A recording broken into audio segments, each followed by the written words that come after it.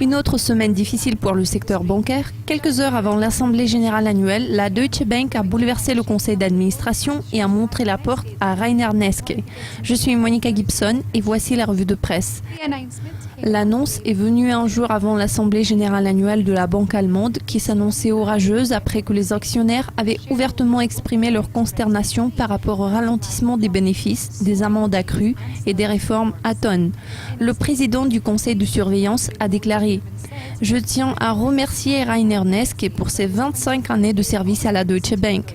Compte tenu de la nouvelle orientation stratégique, nous sommes convenus qu'un renouveau du leadership serait nécessaire. » Ainsi, la position du co-chef de la direction, Enschul Jane, a été renforcée, car maintenant il va être responsable du développement stratégique de la banque et il sera chargé de transformer son modèle opérationnel pour améliorer la performance. En outre, 2 cadres supérieurs qui ont été critiqués par les autorités mondiales pour avoir joué leur rôle dans la manipulation des taux de prêts interbancaires vont quitter la banque.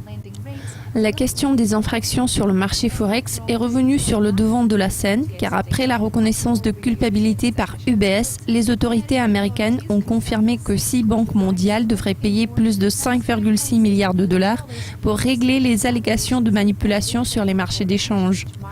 En annonçant le règlement, le ministère américain de la Justice a déclaré que, entre décembre 2007 et janvier 2013, les traders de Citigroup, JP Morgan Chase, Barclays et Royal Bank of Scotland, qui se décrivaient comme un cartel, utilisaient un espace de discussion exclusif et une langue cryptée afin de manipuler les taux de change de référence dans un effort d'augmentation de profit.